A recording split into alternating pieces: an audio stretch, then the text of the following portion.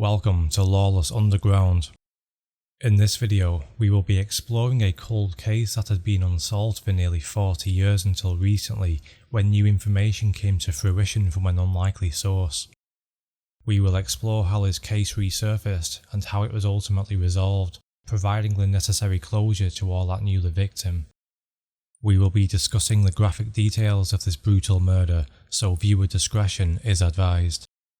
With that being said, let's journey into the case of Christopher Ainscough. For this case, we head on over to Kilburn, a town situated in the northwest London boroughs of Finsbury Park and Brent. The town is known for its vibrant art scene, and it has been the subject of many photography exhibitions. Despite being part of a larger metropolitan area, Kilburn still maintains a small town charm, with plenty of independent shops and cafes. Additionally, Kilburn has historically been home to a large Irish community, and you can still find Irish pubs and cultural festivals in the area today. On December 5, 1983, police were called to attend Windmill Court in Shoot Up Hill after the head waiter of Greaves and Grant & Co restaurant who lived there failed to turn up for work at the restaurant in the city. The responding officers arrived at the location and attempted to make contact with the head waiter, but they were greeted with silence. Given the officers' concern for his well-being, they forced entry into the property in an effort to identify his current whereabouts. Unfortunately, upon gaining entry into the property, officers made the unfortunate discovery of the deceased body of the 50-year-old head waiter inside the address. It was swiftly determined that the body discovered was that of the head waiter, Christopher Ainscough, who was born in Dublin. A police investigation was launched, and they discovered that Christopher was bludgeoned to death whilst he was sitting on the sofa in a brutal and sustained attack. He had suffered significant head injuries, including a fractured skull and a cerebral laceration from being hit with a marble ashtray weighing 2.5 kilograms, which was found at the scene. Medical examiners believed that he had been attacked sometime between the 2nd and the 5th of December 1983. Police investigators extensively interviewed individuals who had a connection to the victim in order to try and establish a potential motive for the attack and to generate leads in the process of profiling the killer. Sadly, at that time, DNA profiling was still in its infancy, and despite locating the murder weapon at the scene of the crime, no direct link to the perpetrator was established. Regrettably, the murder investigation into Christopher's death was closed in 1985 after no leads were found and his killer was never identified. At the time of his murder, officers attempted to trace and inform Christopher's next of kin on his murder, but they were not successful, and over the course of time this has remained the case.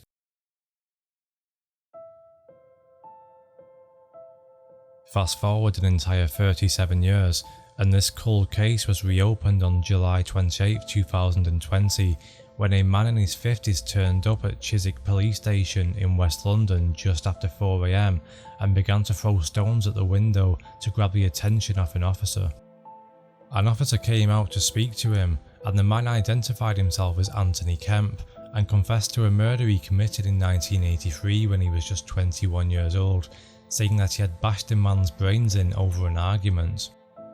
Anthony, who had recently become homeless, told the officer, "You know what, I'm homeless. I'm not going to live on the fucking streets, that's a fact. I'd rather the government look after me. I'd rather do the last few years of my life in bang-ups than sleep on the streets. For 40 years I got away with it, and now I'm owning up to it." The officer took Anthony in for questioning in order to evaluate the seriousness and credibility of the confession. He asked him to provide details such as their identity, the location of the crime, and any supporting evidence. He told officers that he had met Christopher by chance in the early hours of the morning after a night out in London at a date earlier in December 1983. Anthony had been out at a nightclub and was walking home when he met Christopher, and they decided to go for a drink in Christopher's flat between the hours of 3 AM and 5 AM. After being there for around an hour, Anthony stated that Christopher said something that made him angry, although he couldn't recall what had happened to initially spark the row. He then picked up a stone ashtray and hit Christopher over the head, saying that the victim had been Sparko after the first blow, meaning that he had knocked him unconscious, and then he sustained his attack with the marble ashtray, going, and I quote, "at his head going bosh bosh bosh." After the attack, Anthony left the flat and went home, but before leaving he spent 5 minutes using a cloth to wipe down everything that he had touched, including the ashtray, a glass and a door handle.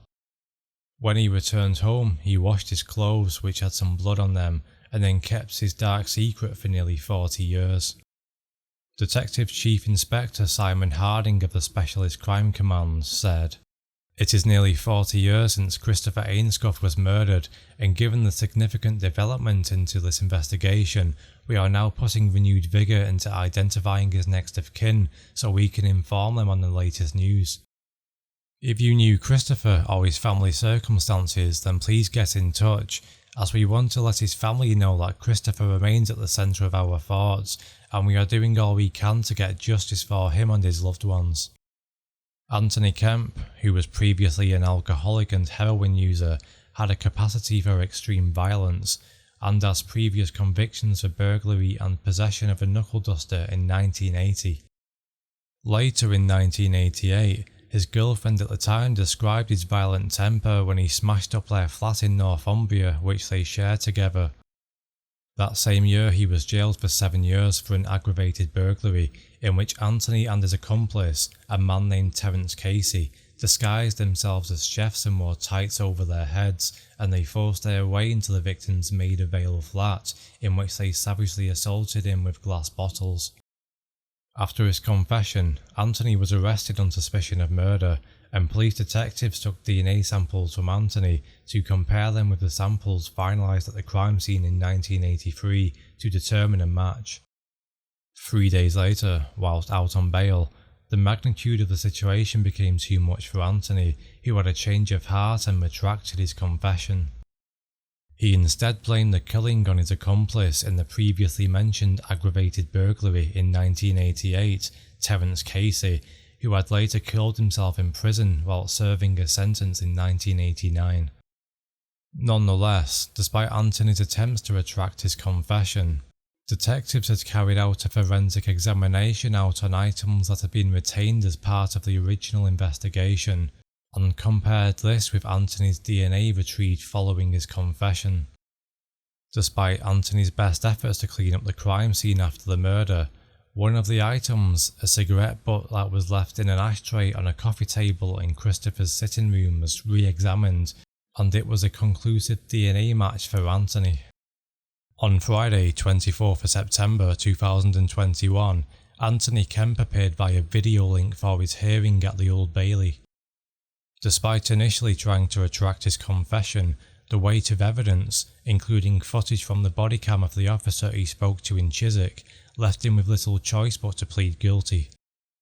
Karim Khalil, in defence of Anthony Kemp, said, "He was approached by someone he didn't know and invited on false pretenses to go to his flat. There would have been no violence, but unfortunately tragedy stuck." The court heard that Christopher Ainscough from Dublin was gay and regularly invited men back to his apartment, but that he always respected their wishes if they refused to be intimate with him. Anthony Kemp denied that the charming Irishman made an advance towards him, and denied that Christopher being gay had anything to do with the killing, citing only an argument as the cause. Prosecutor Gareth Patterson QC told the court, "It is notable that several witnesses revealed to the police that they had warned Mr. Ainscough about the risk to his personal safety from inviting men to his flat that he had just met. With hindsight, those warnings were prophetic, as the defendant says he was invited to the flat having just met the victim in a similar way to that described by several witnesses. The prosecution do not dispute the suggestion there may have been an invitation to the flat and then touching of the defendant by Mr. Ainscough. We do not dispute that. However, obviously the prosecution case is all the defendant then had to do was to say no or to walk away. So in those circumstances it seems to us that it was a wholly disproportionate response. It was an angry response to the touching, In regards to Terence Casey, the accomplice of Anthony Kemp in the aggravated burglary in 1988, for whom Anthony blamed the murder on, Mr. Patterson added, "The police found no evidence that he murdered Chris Ainscough, and the inquiry suggests he wasn't even present in England in 1983, but was living in Ireland at the time of the murder." When considering who to name as the real killer, he deliberately chose a dead man who of course could not dispute what the defendant was saying about him. By his guilty plea, the defendant now accepts that what he said about Mr. Casey being the killer was of course nonsense. He didn't have to cause distress to the family of a dead man by accusing him of murder. Not only has he caused 36 years of delay and delayed justice, but allowed himself to be at large and pose a risk to the public. Angela Moriarty, the senior Crown prosecutor from the Crown Prosecution Service, said, "This case remained unsolved for more than 35 years before Anthony Kemp turned up at a police station to confess to a murder. He later retracted the confession and went on to blame another man who had been dead for some years before finally admitting to the murder." In his initial police interview, Kemp described how he had met the victim, went back to his flat while he drank, and that the victim had said something that angered him. He saw an ashtray on the table and beat the victim on the head with it. In fact, this was a brutal and sustained attack, fracturing the skull of Mr. Ainscough. According to Moriarty, the prosecution case rested on body cam footage that caught Kemp's confession and DNA analysis that linked him to the murder via a cigarette butt. She added, "Although we have never been able to trace any of his family, I hope this conviction provides some sense of closure to all those who knew Mr. Ainscough."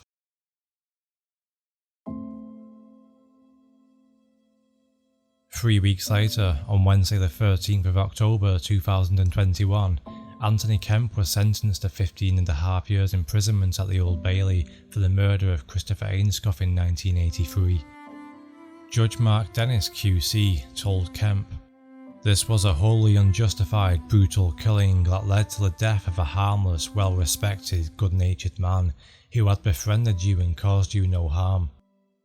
The judge said the sustained assault on the defence's victim was born out of Kemp's intoxication and violent temper, triggered by the perceived actions of the victim. "It was a dreadful act of violence that would have been on Kemp's conscience ever since," the judge said. Following the sentencing, Detective Inspector Maria Green of Scotland Yard said, "No unsolved murder investigation is ever closed, and this case demonstrates that despite the passing of nearly 4 decades, justice can be attained for the family and friends of those who have been killed." Anthony Kemp kept his secret for nearly 40 years, despite knowing that Christopher's friends and family would have been distraught that the person who had violently attacked him remained at large. He has finally done the right thing and confessed to his crime, and now will face the consequences of his actions. In a victim impact statement read to the court, a close friend of Christopher's who knew him for around 17 years described him as like one of her family.